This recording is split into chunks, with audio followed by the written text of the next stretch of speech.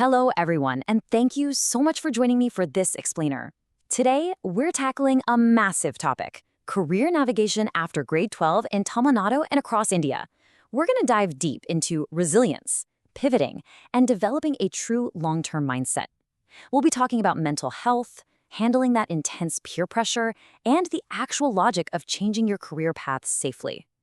The transition after grade 12 is honestly one of the most significant socioeconomic filters in a young person's life here. It's an incredibly complex, highly merit-driven journey. But here's the thing. As we step into 2026 academic landscape, the rules of this game are completely changing. It's no longer just about picking a stream and barely surviving it. It's about building a highly agile blueprint for the absolute rest of your career. Welcome, viewers, to Bodhi Unified Flow. Here we simplify complexity and amplify performance. Whether you're a student standing right at this critical crossroads, a parent trying to navigate the escalating costs and competitive pressures, or an educator actively shaping the future, this session is designed entirely for you. Our goal today is to give you absolute clarity, real tactical solutions, and honestly, some much-needed peace of mind. All right, let's take a quick look at our roadmap for today. We're going to start by examining the mental health landscape. Then we'll define what a long-term mindset really is. From there, we'll tackle handling societal and peer pressure, break down the logic of strategic pivoting, explore transferable skills and stream fluidity, and finally, wrap it all up with a summary and our key references. So what exactly are you going to get out of this? Well, our learning objectives are crystal clear. By the end of this explainer, you're going to truly understand the current transition anxiety data. You'll master the shift to a growth mindset, learn a logical framework for safe career pivots, discover incredible institutional support systems like Naan Mudhalvan, and most importantly, develop data-backed strategies to handle the heavy societal pressure we all face. Okay, let's jump right into Section 1, the mental health landscape, the reality of transition anxiety. Look, before we even think about talking strategy, we absolutely have to acknowledge the gravity of this transition. 69.9%. Think about that number for a second.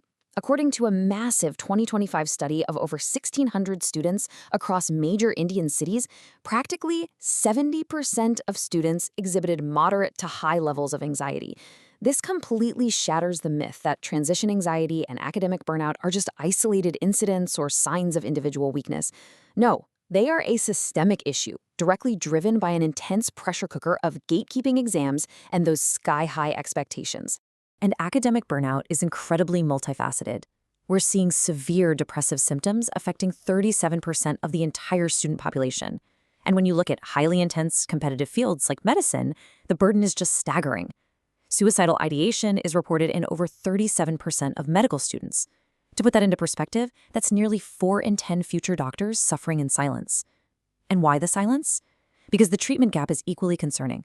Between 70 and 92% of people who desperately need help do not receive it. A major reason for this is that India currently only possesses 0.75 psychiatrists per 1 lakh population. This massive gap leads to chronic physical fatigue, emotional detachment, and a real cognitive decline that can literally derail a promising career before it even gets off the ground. Moving on to Section 2, defining the long-term mindset, building psychological resilience. So how do we survive this? Based on the pioneering work of Carol Dweck, we really see 2 distinct paths in this high-pressure Indian education system. Unfortunately, many students enter the grade 12 transition locked into a fixed mindset. It's basically a survival mentality, where you believe a single exam score defines your permanent lifelong worth. And because of that fear, you avoid challenges just to protect your ego. The real long-term solution here is cultivating a growth mindset. This means viewing intelligence and skills as totally developable. In a growth mindset, a low score isn't a permanent failure. It's literally just negative feedback that you can iterate and improve on. This kind of resilience isn't just nice to have. It's an absolute necessity in a modern job market, where nearly 40% of core skills are going to change within the next 5 years alone. But here is the good news. You are not alone in this fight for well-being anymore. In July 2025, the Supreme Court of India issued landmark guidelines that fundamentally shift the focus away from individual coping right onto institutional responsibility. If you're entering college right now, your institution is legally mandated to provide proper scaffolding. We're talking about a qualified counselor for every 100 students, 24/7 student helplines, and faculty actively trained in mental health first aid. The system is finally holding institutions accountable for your environment, and that is a massive, game-changing step forward. Which brings us to Section 3, handling societal and peer pressure, reclaiming the career narrative. Now, if you're from Tamil Nadu, or honestly many parts of India, you know exactly what I'm talking about when I say the word Gauravam. It's a huge cultural force. Career decisions after grade 12 are so frequently not about the student's personal discovery at all. Instead, they become entirely about maintaining the family's social visibility and prestige. Gauravam. This heavy weight creates a deep survival mindset, and it's highly gendered too. Young men are aggressively pushed into high-stakes STEM fields to be providers, while young women often face these deeply conflicting pressures, trying to balance academic excellence with traditional roles, constantly steered toward fields perceived as secure or just more compatible with future domestic life. When we actually deconstruct parental pressure, it generally falls into two buckets. First, you have direct pressure. This is obvious, explicit rules demanding you become a doctor or an engineer. It severely reduces your autonomy and leads to huge drops in satisfaction.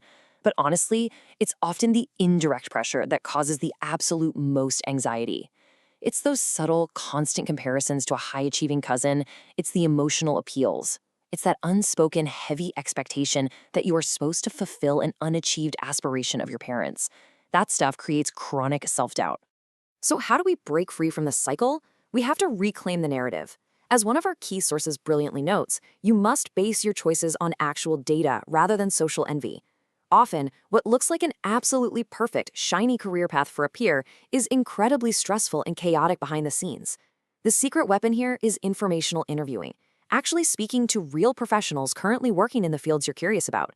When you do that, you ground your choices in hard data and day-to-day realities, not in that superficial, crushing fear of falling behind your friends.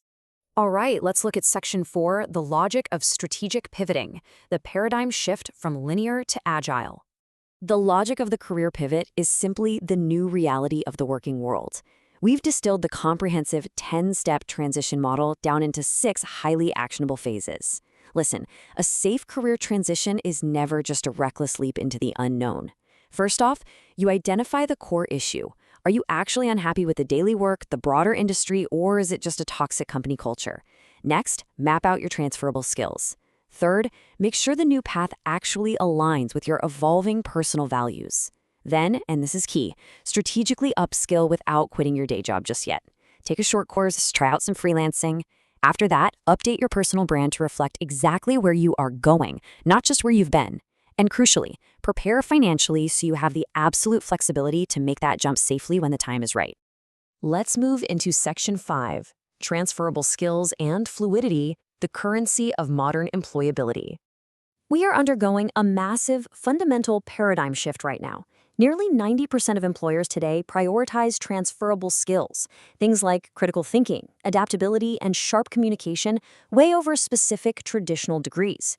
These skills are literally the currency of modern employability. Think about it. A project manager working in IT can fluidly pivot over to healthcare administration simply because their core skills in critical thinking and communication are universally valuable. Your degree? That's just the starting line. But these transferable skills, they are the vehicle that allows you to change lanes safely throughout your entire life.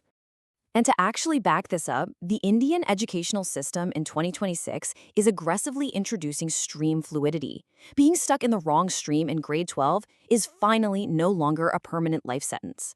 Public universities are now officially offering bridge courses that allow, say, a science student to seamlessly transition into a commerce or arts program. National institutions like NIOS and IGNO are offering flexible registrations for dual degrees. The rigid, unforgiving silos of the past are dissolving rapidly, giving you the actual administrative freedom to course correct whenever you need to. Systemic scaffolding is also emerging on a massive scale to support this fluidity. In Tamil Nadu, we have the phenomenal Naan scheme, which translates to I am the first. This scheme is literally bridging the gap between academic theory and hardcore industry reality for over 10 lakh students every single year. Whether you're a polytechnic student who needs to learn generative AI, a government college student needing resume guidance, or a civil service aspirant looking for scholarship grants, Mudhalvan provides incredibly dynamic, totally free, nationally certified training. It is an absolutely incredible safety net designed from the ground up to make you industry ready, entirely regardless of your socioeconomic background. And finally, Section 6, Summary and Key References, Consolidating the Long-Term Mindset.